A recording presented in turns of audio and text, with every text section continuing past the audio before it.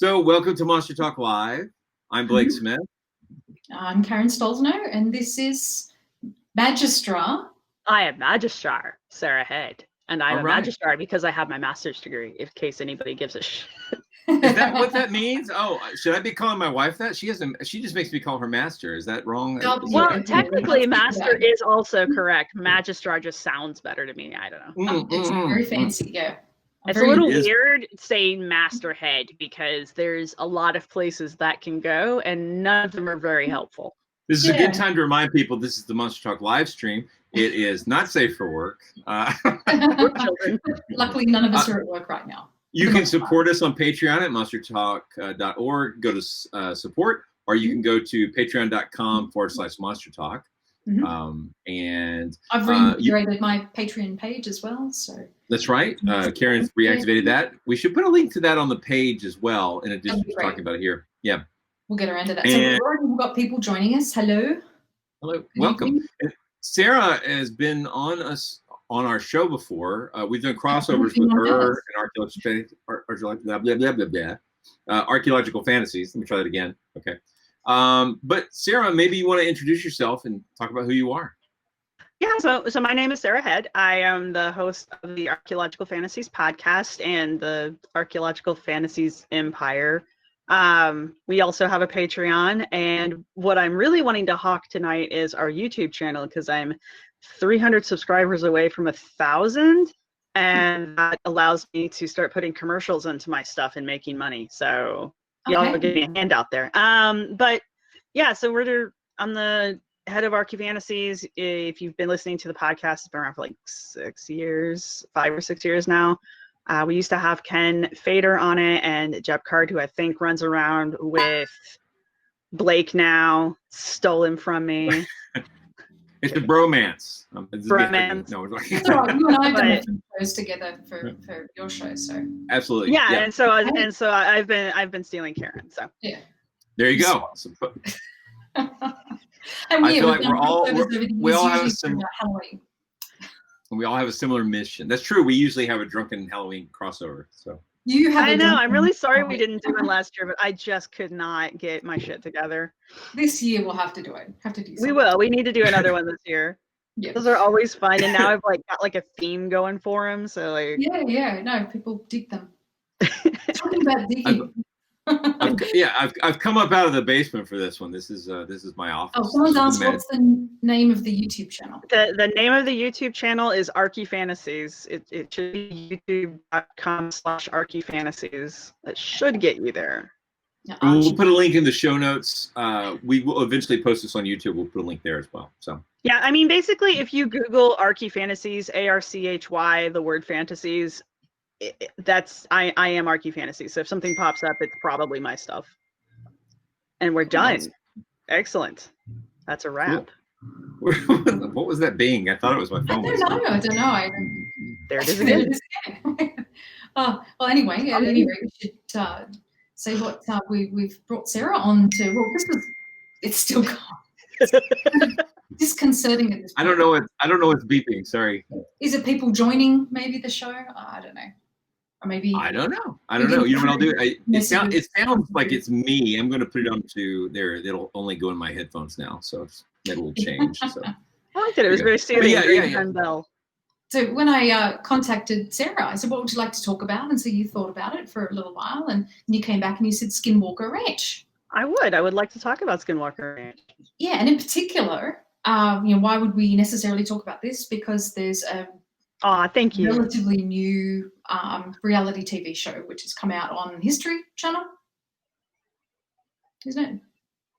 Yeah, I think it is on History. Yeah, it's on History. It's most importantly, it's done by Prometheus Entertainment, which is the same people that do Ancient Aliens and Curse of Oak Island, which both of those shows come into play as to Skinwalker Ranch. So, hey, thank you, whoever you are. It just tells me Facebook user. It doesn't give me people's names. So, thanks for subscribing. Yeah, exactly. Yeah. It's a weakness in this software, but it does. We do at least get the questions and comments, so that's nice. You are all anonymous users to me, but I appreciate every one of you. Cool. You can mention your name too if you want to be called out. Right. If you are posting a question on Facebook, just put your name in front of the question. Exactly. Yeah. Or what you want me to call you, because that's what's going to happen. Yeah. Well, thanks, Facebook user. Right. I had Facebook users making some really good points today. So yeah, so Sarah made us watch Skinwalker. You are welcome. Only I 3 don't even know. episodes. Is it the mystery? Is the secret of Skinwalker Ranch? Is that what it is? Secret. The full title is The Secret of Skinwalker Ranch, because Skinwalker Ranch is a place, obviously, in the real world, and it has many books, movies, and articles written about it, because the 2 billionaire owners of it in the past few years have spent a lot of money hyping this location up as if it were something cool, and it's a ranch in Utah. So, I mean, there's nothing wrong with the ranch. It's a pretty place. I mean, it is a neat ranch in Utah, and it's got several different homesteads on it. It looks like it's a very interesting historical location. I'd love to get out there and do some actual archaeology on it. It is known to be downwind of the nuclear testing that was happening, so it's not nuclear fallout dust on it. It does seem to have an extensive cave system underneath it, so that's really interesting. And the mesas and the plateaus are always of interest, because apparently, according to the show, and I think some of the land maps, it does border a couple of reservations of the Navajo. So like the land itself probably has some tiebacks to Navajo oral history and that kind of a thing. But the property, unfortunately, is in private hands, so nothing actually academic is going to happen there. Yeah. Although the way they approach the show, they're certainly wrapping it in the accoutrements of science. There's a lot of technology and words that sound sciencey, but and people who are called scientists. Yeah. Oh, I do think the guy on there whose name is Scientist, that's his title. We had to look him up to find out what he is, and he is a physicist, just random generic physicist. The other guy, the Tyler guy, who's the head, who's coming off as the skeptic, but he is not. Yeah, Travis Taylor. Yeah. Travis Taylor. Yeah. He Are is. There really any skeptics in this? No. Travis Taylor is on loan from Ancient Aliens. He is a talking head from Ancient Aliens. He also tours with Prometheus Entertainment, and they're hype. They've created a multiverse, basically, with Oak Island. And then so he's as part of the multiverse. It's up to him to go forward and hype these shows. He does come off as playing the skeptic in the first couple episodes, and if you don't know who he is, I have not watched every season of Ancient Aliens, so I didn't recognize him right off the bat. But thanks to the work of Jason Colavito at his blog, which is jasoncolavito.com, he's done some excellent work on just kind of digging up the history of Skinwalker Ranch, the actual history of Skinwalker Ranch. And he did review the first 2 episodes of the show, and he's also reviewed all of Ancient Aliens, and he was the one that pointed out that Dr. Taylor, because he is an astrophysicist, Dr. Taylor is from Ancient Aliens, and if there's an opposite of skeptic, that would be him. Right. So with this investor, and I can't remember his name, it escapes me now. Brandon Fugel, yeah. I keep reading as Frugal every time his name comes I know, as the R is silent. Yep. And so he doesn't appear to have any kind of background in science or history. He's an investor. Why do you think he has bought this place, and what do you think his business is with Skinwalker Ranch? So here's my idea. This is my personal idea. I have no facts to back this up. I do know that the guy is a real estate investor, and I think he's purchased the land as clout. I think he's using the television show to hype the property. And I think if the television show doesn't do well, I think he's going to try to use it to jack the price up and sell it to someone else. Sure. And then if it does work out, if they have another 10-season show like they've done with Oak Island, he's going to make money off of that, because they're going to need his land to shoot it. Right. Hey, who lives about an hour from Oak Island? That's nice. I need to get out there. It looks beautiful. I'd love to see it too. I think in the third episode they brought out some like personal biometric devices. Oh, the iWatches. They brought out the Fitbit iWatches. Yeah, but they're not. Though, did you notice that they're like they're? It seemed very much like a product placement. Oh, it was horrible. Yeah. Yeah. So I suspect that there's a little bit of that going on, and probably will continue to be. Like a lot of the people that showed up in the series, you know, they're getting their company names in there. And so I guess we should probably contextualize this. Yeah, someone's asked a question. Yeah, I just saw the question pop up. You know, what is Skinwalker Ranch? What is this all about? So Skinwalker Ranch, the name of Skinwalker Ranch is actually is appropriated. I'm going to use some big technical terms here. Is appropriated from Navajo and Ute legends of the Skinwalker, and the Skinwalker is I'm not 100% up on Navajo oral tradition, so forgive me if I butcher this a little bit, but the Skinwalker in Navajo tradition is a like an evil spirit, an evil entity. It's not a werewolf. It's not necessarily an animal shapeshifter. It can shapeshift into an animal, but also it's not like a trickster god like so many other shapeshifters tend to be. It's an evil spirit. Yeah, it's not a good thing. My reading suggests. I mean, this is me reading. It's not, you know, but it seems like it is something akin to the witch tradition, where there's magic, but also a little bit reminds me of the Wendigo, where it's a human who is transgressive in some way, and that transgression gives them power, but at a high cost, right? Yeah. I have read several different ways of becoming a skinwalker or summoning a skinwalker. So it's definitely something that has multiple origins to it. Again, this is an oral history that belongs to a native tribe. Not an expert on Navajo, unfortunately, for this. However, I do know that what the ranch is trying to sell it as is that I don't even know how the Ute even work into this, but they like to mention them quite a bit. Apparently, the Navajo, according to the show, did not like the fact that the original owners of the Skinwalker Ranch bought the property. And so they cursed the land, or maybe that was the Ute-Navajo War. They cursed the land to tick off the Utes. That was my understanding, yeah. Yep. Yeah. That's not how the Skinwalker works. So that would not have happened. That's just not how that particular concept works within the Navajo oral tradition or their cultural tradition, as far as I am aware. So that's completely made up, but the name Skinwalker stuck with the ranch, and so now it is called Skinwalker Ranch. The best part about that is the Skinwalker Ranch is mostly known for the UFO activity. So every time I've never made the connection. Curses and seems like leading a lot of phenomena. Yeah, apparently the Navajo curse is what brings the aliens to. I don't know. I'm just making that up. It seems like it's a case of cultural appropriation for marketing purposes to me. I mean, like I read the book, The Hunt for the Skinwalker, which is also they made into like Jeremy Corbell did a documentary about it. Yeah, the 2-hour monster documentary. Yeah. It just doesn't really have anything to do with skinwalkers, and maybe no, it really doesn't. The phenomena on Skinwalker Ranch has nothing to do with the concept of skinwalkers. But even weirder, all the phenomena in the book seems to have nothing to do with the lack of things we're seeing on the TV show. Like there doesn't seem to be any tie-in. Wow.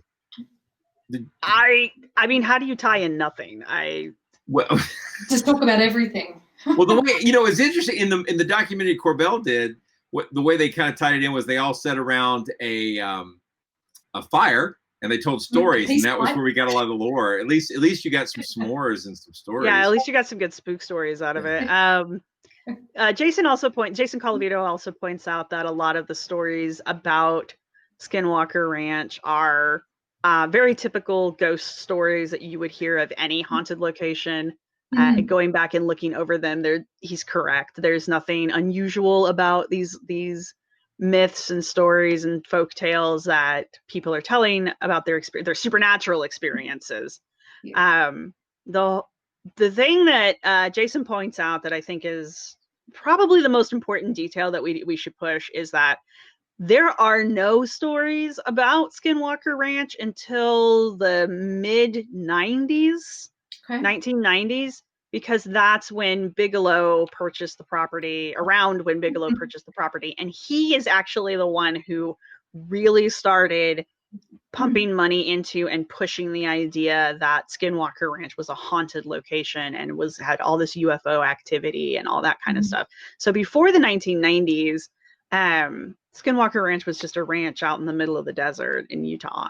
So why do you think he got rid of it then? Bigelow? Yeah. I don't know. I don't know the whole story behind that. Again, Jason did do some research into this, and it looks like it was an arranged sale from Bigelow to Fugel, and it was midwifed by a third party. Okay. So I don't know what's going on there. That one, I mean, yes, these things actually happen, but I can't really put motive behind it because I don't know any of these people, and I've not been exposed to them enough. They've got the same kind of focus and plan, I think, for the property. And that's kind of where it's at. I think it's just one moneymaker moving on to another moneymaker. Well, he got involved with the ATIP stuff and the To the Stars Academy. Yeah. And I excuse me, and he had sold off the farm by the time they did the Skinwalker Ranch documentary. And because Fugel, see, I did it too. Brandon shows up with like a blurred face and distorted voice in the documentary at the end, and it's a little unclear why he's buying this property. And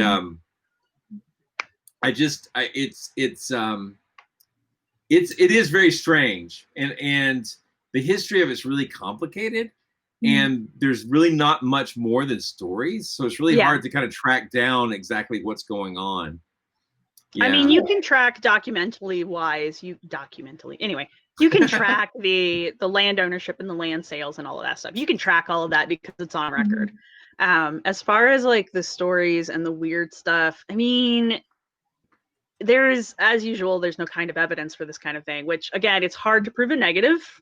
You know, we must keep our good skeptic hats on, but at the same time, there's this weird scientific push that Bigelow started and that Fugel keeps up is it's just kind of bullshit. I mean, I'm not saying they're not taking equipment out there and that they aren't collecting data, because they're collecting numbers and they're collecting readings, but they don't have a hypothesis. They don't know what they're going to do with it. They can't tell us what they're doing with it. They're just like, I have a thing. I'm getting readings. And it's kind of where we're at with that. It doesn't mean anything. So, I mean, they've the chief scientist on the show who's brought on. I think the rest of them are staff, aren't they? They're regular staff, like Dragon. I have no idea. Dragon is regular staff, I guess. The guy who's trying to pop off his head, that dude is regular. The guy with the ears, who is the PI? The guy with the teeth? I love that. He's one of my absolute favorite characters on this show, because he is so fucking serious. He's like, it's coming from over there. And like, he's in his role. Are you talking about Dragon? No, Dragon's a hoot, but he's not. He's a scene stealer, but he's not the champ of the show. We should probably contextualize this to talk about what the show's actually about. And that's where I was going with this. They introduce. I mean, it seemed to me like the rest was staff. I could be wrong. And then they introduced this astrophysicist. Yeah, that's Dr. Taylor. Yeah. Yeah.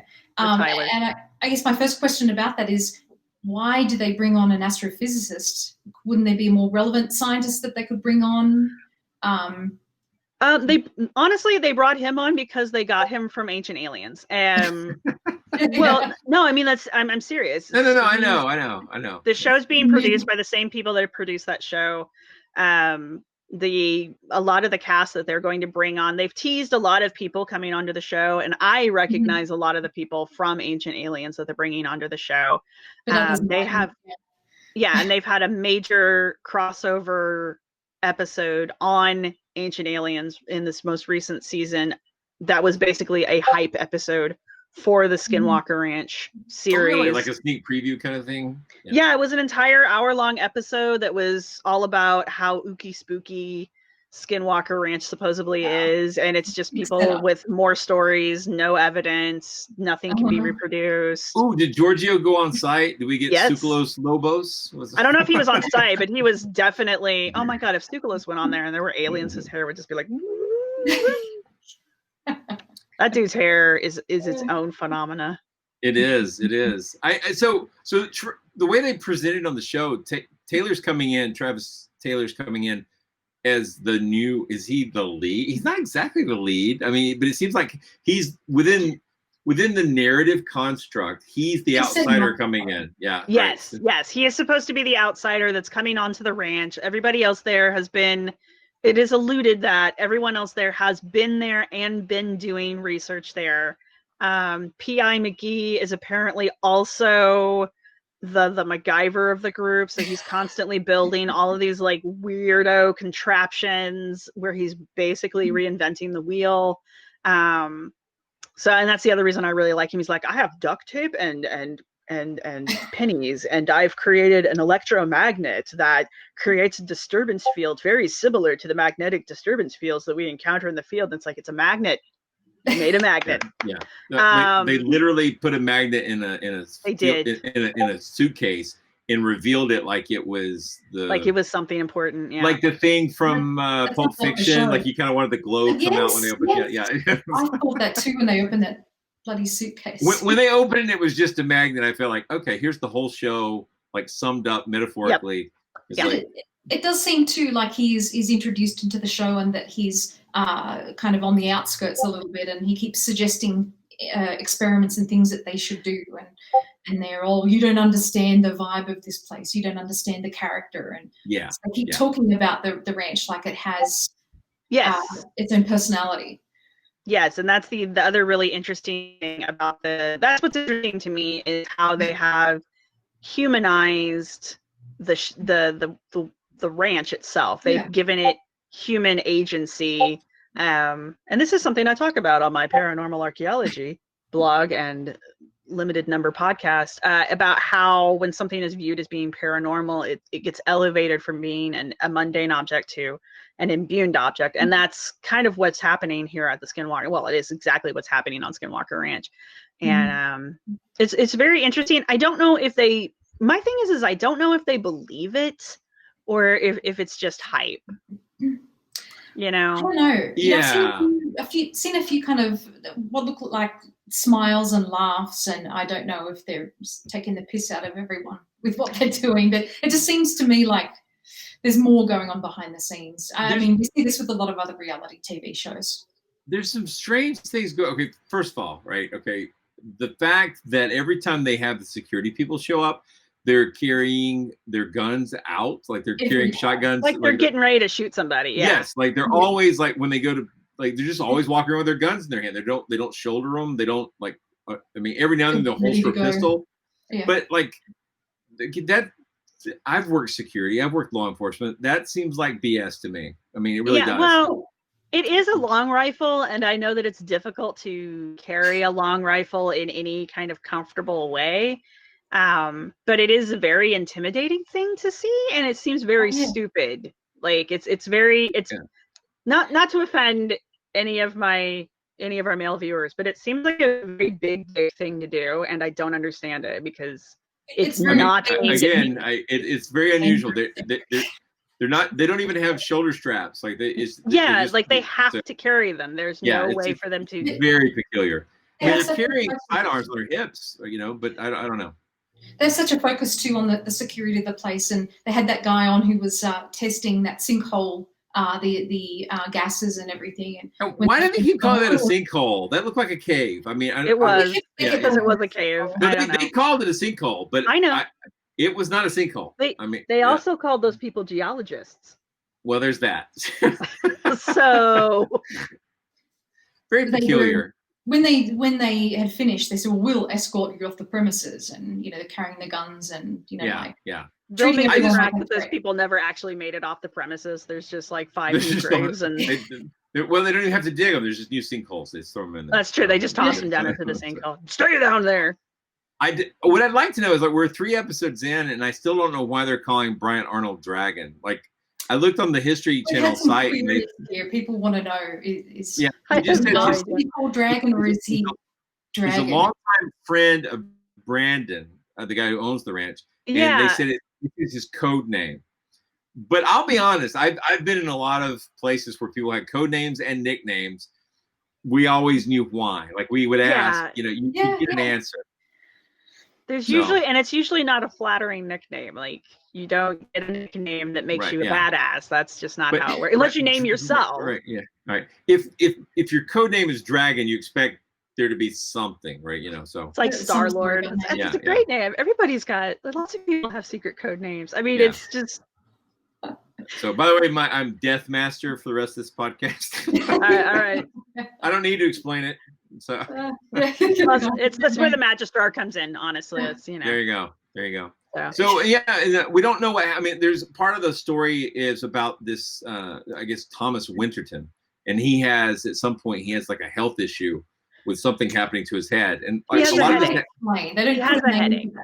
Yeah, headache. He gets a headache. I mean, it looked like he got like subcutaneous liquid under his scalp, and this was like they kept talking about his scalp separating from his head, and I mean, I'm sure it was uncomfortable and everything, but they're adding mystery to what seemed like rather mundane things. It really doesn't like a bump to me, but I think when they'd done that stakeout, so it was after they'd done that stakeout. And so he was just complaining about feeling sore in the back of his head. I mean, that was so non-specific. And then they took him to the hospital, to the emergency ward. I mean, it just seemed like a build-up of drama where nothing was happening. Yeah. Well, and you kind of hit the nail on the head there. So the story is that as the show would like you to believe this. Again, there's nothing to actually connect any of these occurrences or events, but apparently, I believe the guy's name is Thomas. And so he started digging one time a while ago. I think it was maybe last year. So it would be 2 years ago now, because that shows you. Anyway, it doesn't matter. He was digging a hole. And I don't think he said, I dug a hole up and nothing occurred until 3 days later when I started having a pain on the back of my head. And I didn't want to go to the hospital until the pain was so bad that my wife made me go to the hospital. And that's when they found out that he had some kind of boil basically in the back of his skull that was some kind of an infection or something that was basically causing the skin to separate from the skull. Now, this isn't in his brain. This never, from what we can tell, never penetrated the skull. So it wasn't dangerous to his brain. So my guess is that they lanced it, they drained it, and they sent him home. So this is the story that we get told up to this point. So then on the show, while they're doing their little laser show out in the desert, he just randomly starts saying, "Oh, I've got a headache," and everyone's like, oh, "He's got a headache." And so then he's like, "Oh yeah, it's that spot that it's the same spot that hurt last time." And Bill actually pointed this out. He said, "I don't know where the pain was in his skull, but from the x-ray's up here on the crown of his head, back here on the occipital bone." Yes. He keeps reaching back to like where the base of his neck, the base of his skull, and it's like these are not the same spot. So we were just kind of calling bullshit on that. But if you were having like a tension headache, or you've been up all night, or you're dehydrated, or you've been sitting in a lawn chair for too long, it's that part of your neck that's starting to hurt. Yeah, on a stakeout. So anyway, I'm not saying the guy didn't have a headache. No. Let me say this. To really blow up there, though. Right, and they did make him go to the hospital because A, they needed the drama, and B, they were like, "Oh, we want to make sure that he's not having a relapse." And it's just like, even if he is, you still can't say that there's a correlation here. Right. To justify why they wouldn't let them dig as well.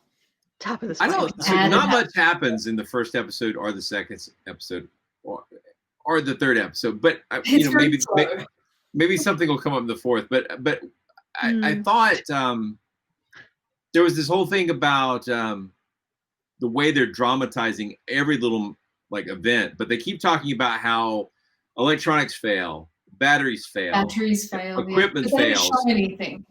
It's very ghost huntery, isn't it? It really is. But okay, they're scientists, right? They know things fail. Yet repeatedly in the first 3 episodes, they don't bring backup equipment. They don't bring. There's no redundancy. There's no redundancy. I was like, come on. What are they actually picking up and what are they reading? I mean, there seem to be radio frequencies, and haven't you got towns behind that big mesa area? So my theory is a couple of these, especially from the first 2 episodes, because I have watched all of them. I've only watched half of the 3rd episode yet, so I haven't had the big surprise in the 3rd episode. But anyway, in the first 2 episodes, they show you some film, and they're like, "Oh, we've got this rapidly moving object that goes behind the mesa," and I'm like, "That's literally the moon on time lapse." Up. I mean, you will not convince me it is not, because I know what the moon looks like. And so that's what we were seeing in that one, and I will hands down say that until proven otherwise. And then there's another one that they show where they're using an IR camera, and they're getting some kind of beam. It's in the 2nd episode. They're getting some kind of beam coming from the ground into the sky from behind the mesa.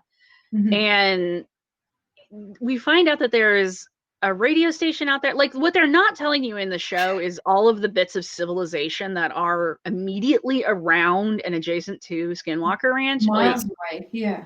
Yeah, and so my thought is with the infrared camera, they were picking up disturbance from something out there. I mean, like, it could just literally be a light. It could also possibly be a radio signal. IR does weird shit. And all themselves and their own equipment and everything. Yeah, or they could be picking up. I mean, they had so much crap out there, and I didn't see them take any baseline readings.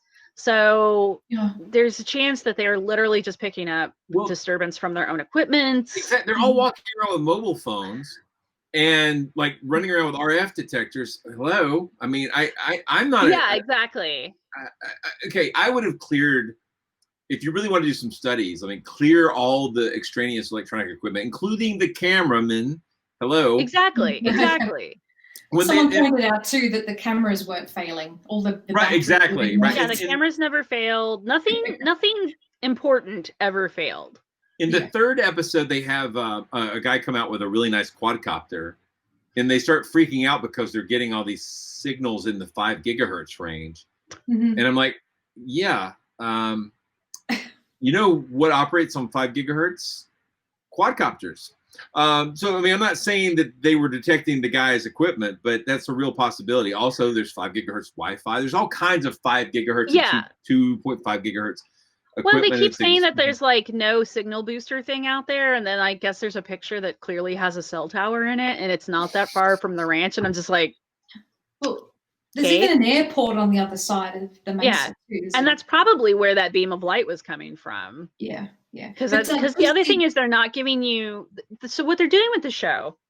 Let me hold my invisible watermelon. Like, what it is. I'm not saying it's aliens, because it's not. No, but what they're doing with the show is they're purposefully making it as vague as possible. They don't tell you directions, so you have no idea what direction you're facing whenever they're doing these things. They're using video out of sequence. Bill caught this on the 2nd episode, I think it was. The moon phase changes rapidly from like half to full and back again. The moon phase was not correct. They seem to be blind to a lot of those images that they have. They just don't. Yeah, so they're either recycling stuff or their B-roll people just aren't paying attention. They make it sound like Skinwalker Ranch is out in the middle of nowhere, and I mean it is out in the middle of nowhere, Utah, because it's Utah. Utah is the middle of nowhere, but there's still civilization around it. There's a cell phone tower. There's some kind of radio tower around there. There's the airport. Somebody said there's a car lot not too far away. There's towns. I mean, these people live somewhere. They don't live on the ranch. but they don't tell you any of that. So they're able to preserve this idea that it's spooky, ooky wooky, and by not giving you basic information like what's an average gigahertz, what's the average radiation reading out here. We know it's downwind of the fallout, so what's that reading going to look like? They don't tell you about the cave system, don't tell you certain gases are natural. They just start talking about how they're getting like methane readings or something from this sinkhole, and it's like, yeah, because it's from the earth. That's what happens. Or one of their co-hosts farted. They didn't actually talk about that as a possibility too. Yeah, I mean, they don't explain to you that like gases are trapped under the underground. That's why miners took things with them to detect, air when they started breaking into the ground to go mine. I mean, that's where that canary in the coal mine shit comes from. So and then Travis feels dizzy when he's still there, and he's the only one feeling dizzy, and it's just like, okay, princess, go sit down. Claustrophobic or something. I don't. Anyway. Yeah. You missed everything, Facebook user. Everything. Oh yeah, what did I miss? all the juicy shit. Well, it is. Sorry, go ahead, Karen. I was just going to say we should probably talk about the cattle mutilations. Don't you think? Well, can I make a comment there? The show opens, like the cold open is, they walk up on a mutilated cow. Well, they walk up on a dead cow. Like a dead cow. Yeah. And the implication is that it was found dead, and they're going to like check it for radiation and all kinds of stuff. But it was up walking a few hours before. Well, that's what they say. Here's the thing. We don't know that. Exactly. I'm really wondering, did they kill a cow to make it seem like there was a cattle mutilation death? And I really hope they don't. I really hope they didn't actually kill a cow, because that is a disturbing idea to me. I mean, I realize that that's going to be dinner for someone at some point, but now it's not dinner. Now it's just a wasted cow. No, right, exactly. Now it's a prop. It's a really exactly. So my hope is that it is really just a prop, that they really just brought a prop out and set it up so that it would look like a dead cow. Because how would we know? To find out. There's no way for us to call them on that. Mm-hmm. So otherwise, that's just kind of a jerk move, mutilating a cow for no freaking reason. Well, or jerky if they leave it out long enough. But yes, that's all you, man. That whole bag. That's all you. Nobody's gonna want that jerky. But they don't. Yeah, they don't bring that woman back on again. The one that found the cow. And, well, they do. They do. They will bring her on later, because that's also where the other major personality from Ancient Aliens pops up. I don't know her name, but she's the big paranormal researcher. And well, you're talking about Candace Lind and Tom Lewis. They're the people that were standing there. They're the people who are running the ranch side of the business. I mean, my assumption is that while they're doing these experiments, they're also still raising cattle, right? Like it's still an active ranch, or it seems to be. So it'd be nice to know exactly what they're doing. So, as Facebook user just posted, dropped from a black helicopter. It is interesting that Brandon arrives in essentially an unmarked black helicopter. Like that's his. I'm just gonna start referring to him as Dr. Evil, because please. Did you see the little promo I did for this? I don't know if you got a chance to watch it. Yes, that's amazing. I didn't catch that in the background. Yeah, he's got two things on his shelf in the background. Every time he's on video, he's got the lament configuration from Hellraiser, and he's got what appears to be a katana back there as well. They haven't showed the whole thing yet, but it certainly looks like the handle of a katana, which just makes me wonder.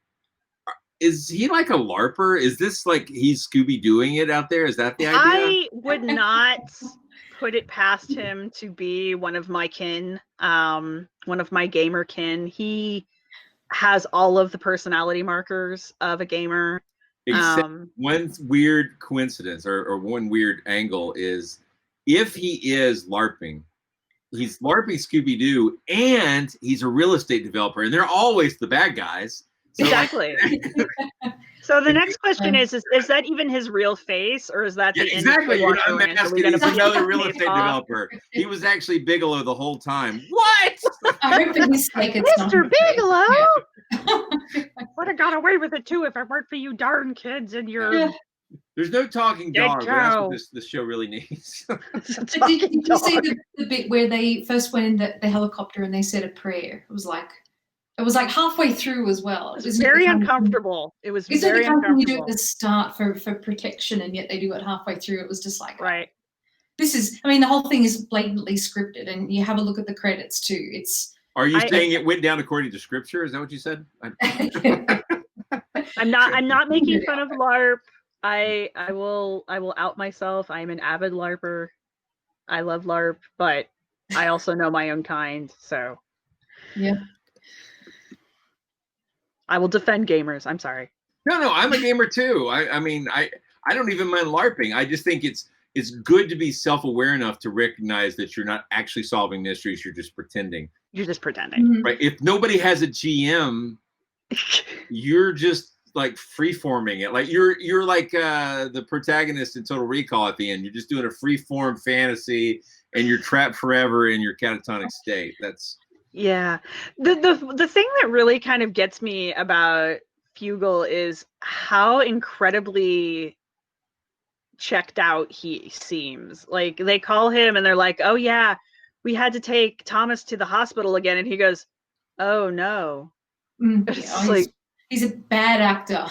Yeah, it's just like, or they he's one of the executive producers, but they always give you that title. Yeah. Like the first episode, they're like, oh, they have to call Mr. Big before they can, because they all have to have him on the show for his obligatory 10 seconds. And they're like, oh yeah, Tyler wants to dig. And he's like, Taylor, yeah. No. Regrettably, I have a meeting to attend.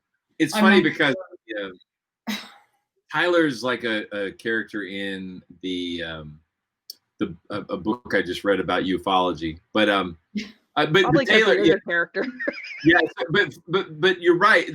The thing about Mr. Big, and then I was thinking about Bigelow. That'd be really funny if he had still been in charge. So, not that fast. Sorry. No, it's okay. Like just wow.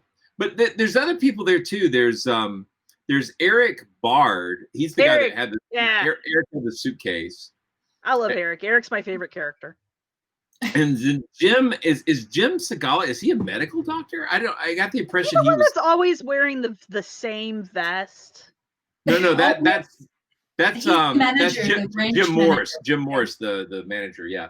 Yeah, that guy. I don't know about him yet. I was like, does he only own one vest? Can they not give this man another vest to wear? It fits in with the whole Navajo thing, though, That also makes me cringe a little bit inwardly, but We're having a spectacular thunderstorm here, by the way. Just it went off like somebody just took some paparazzi shots of me. So I think we're gonna have one here soon. So, but I don't know if that's coming through on the audio, but it is awesome out there. I'm hearing something, but like a rustling. So, how many episodes are there? Do we know? That's a good question. I think there's going to be 8. Don't hold me to that, but I think the first season's scheduled to be 8 episodes. So it's going to be somewhere between 6 and 8. That's usually how History Channel runs their first seasons. And if it does well, then I think they'll jack it up to 12 for season 2 if it gets renewed.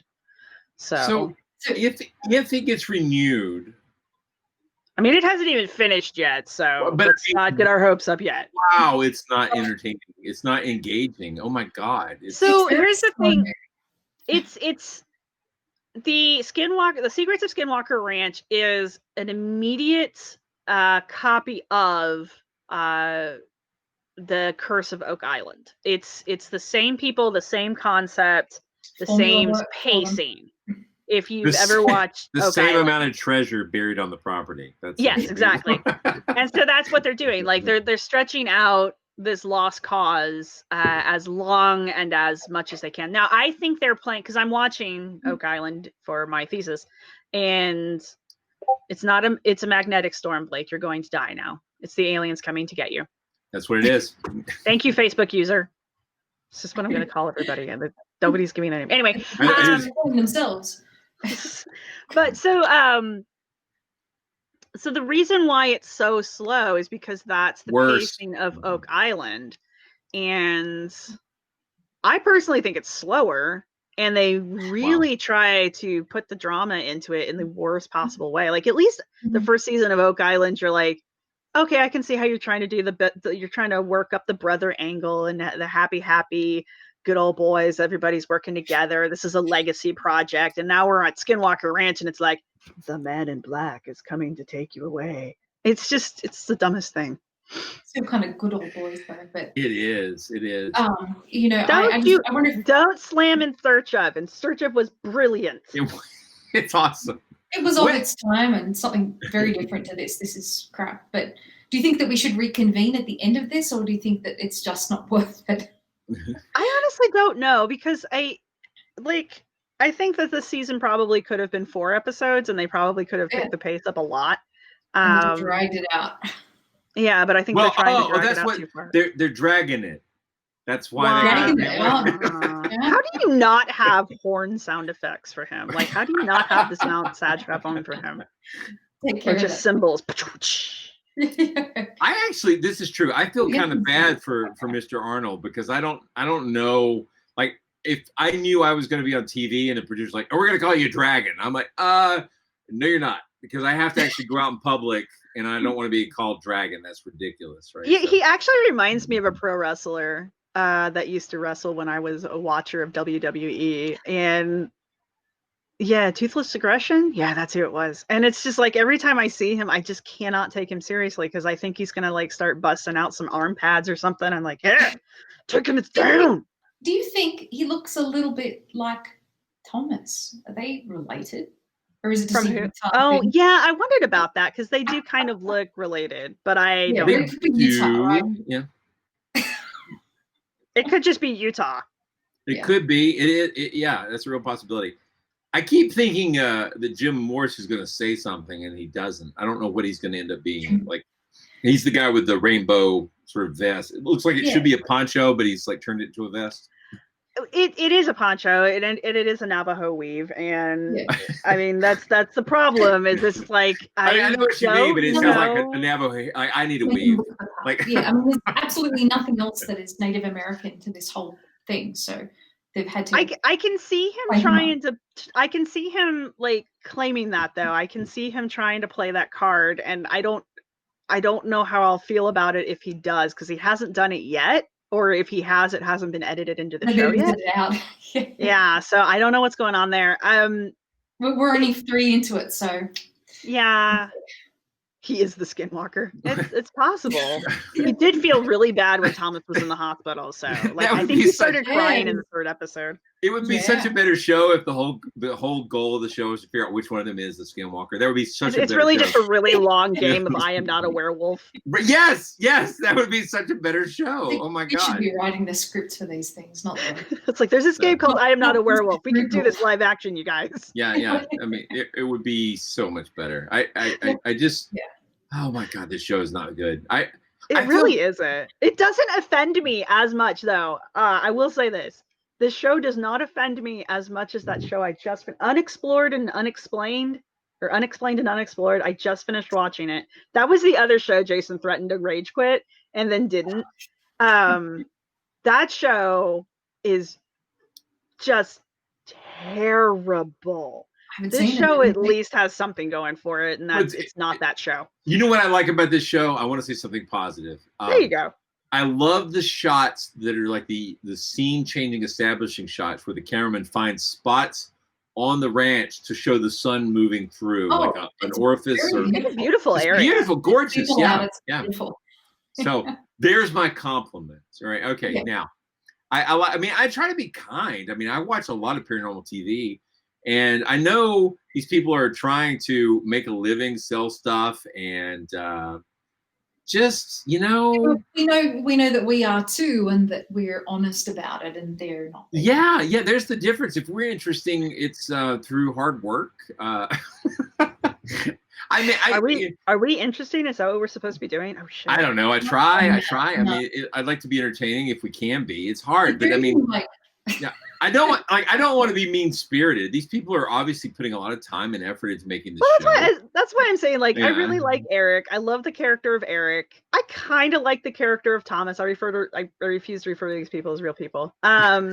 I kind of feel sorry for him. I liked Dr. Taylor until I found out who he was, and I was like, okay, now I'm just waiting for the crazy to come out. And it does. It leaks out. It leaks out in little bits, and you're like, there it is. There it is. Do you know him? You said he's from the Ancient Alien show. What does he do on there? What's his thing? He's one of their talking heads. He is an astrophysicist, or at least that's what his PhD is in. So he's an authority on astrophysics. I don't know what the hell he's doing out there. It is a question. I mean, you've got this site where there's weird electromagnetic stuff going on, and they already have a physicist on staff. The taller gray-haired guy, he is also a physicist. Yeah. So it's like, why do you have an astrophysicist? Did you just want to have a physicist meeting? Is this like Physicist Ranch? Yeah, it's a Jim Segala. Yeah, but when they put him up as the scientist. Yeah, PhD, and he even says he came in and consulted on Thomas's head injury. I'm like, why would a physicist consult on a medical problem? You wouldn't. Like that? You would never have a physicist come in to just consult on a medical thing. You just they don't seem to have anyone who's relevant to those sciences that pertain to the claims. Yeah, and to this day, they still, granted, we're only 3 episodes in. There's only 3 episodes out. We haven't seen another way you might put it is we've only spent 3 hours that we can't get back. Right. Exactly. Well, I watch mine at like 1.5 to 2 times speed, so I don't waste a whole hour. Good point. I refuse. There's only so much of my life I'm willing to give this show. It's not even fun, silly like Ghost Adventures or something like that. It's really not. It's very slow paced. It's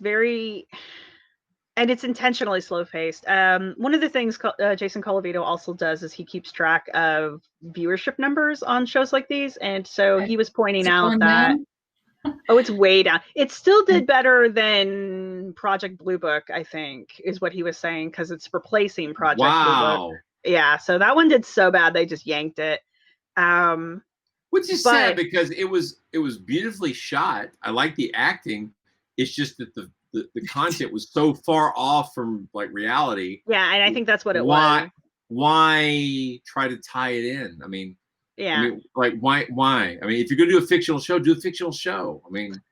And I thought it was supposed to be a fictional show. I didn't realize they were trying to pull it off as being like based on a true events. I don't know. Well, yeah, but go watch Project UFO, which is like came on in the 70s and actually tried to track Blue Book projects dramatically, and at least it's fun to watch. It has Jack Webb in doing the intro. So yeah, but Jason was pointing out that Skinwalker Ranch got okay ratings, but their ratings are all in the 50 and up range. So their viewership is older than they really want them to be. They're trying to get that 18 to 49 group, because that's a huge freaking group. I'm like, who came up with that division? But whatever. I don't know, but it's more than I could tolerate.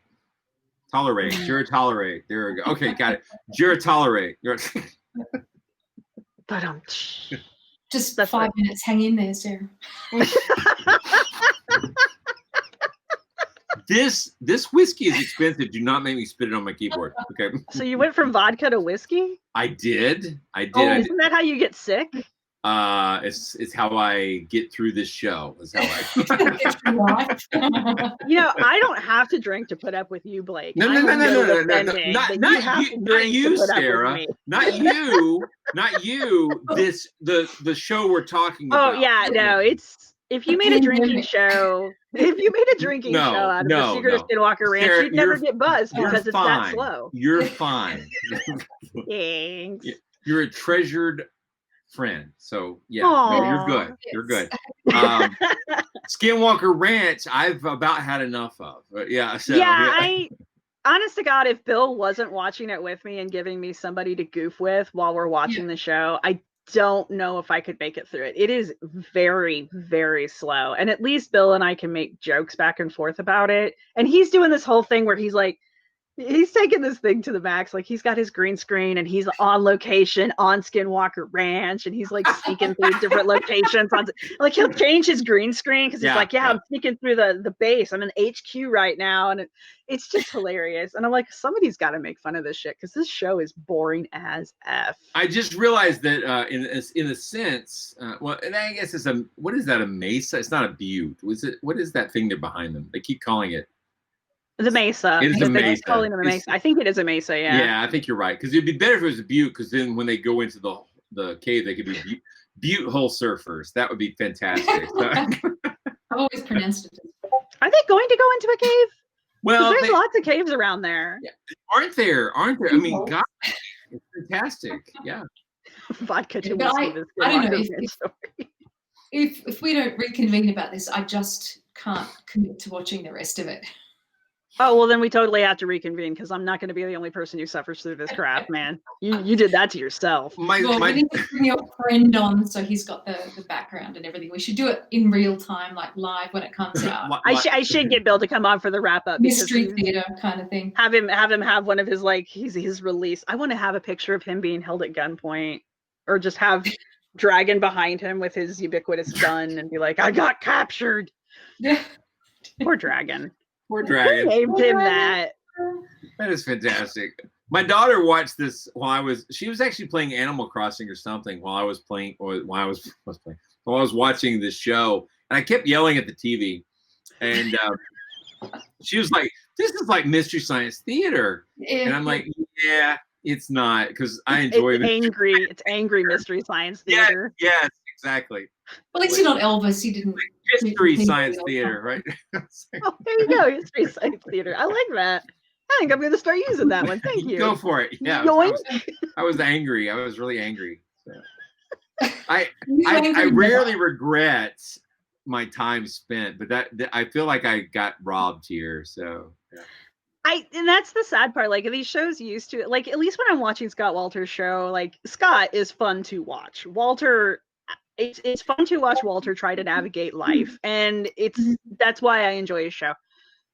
And everything from, like, his show, like, and Oak Island is entertaining most of the time. Anyway. Yeah, the stories are entertaining.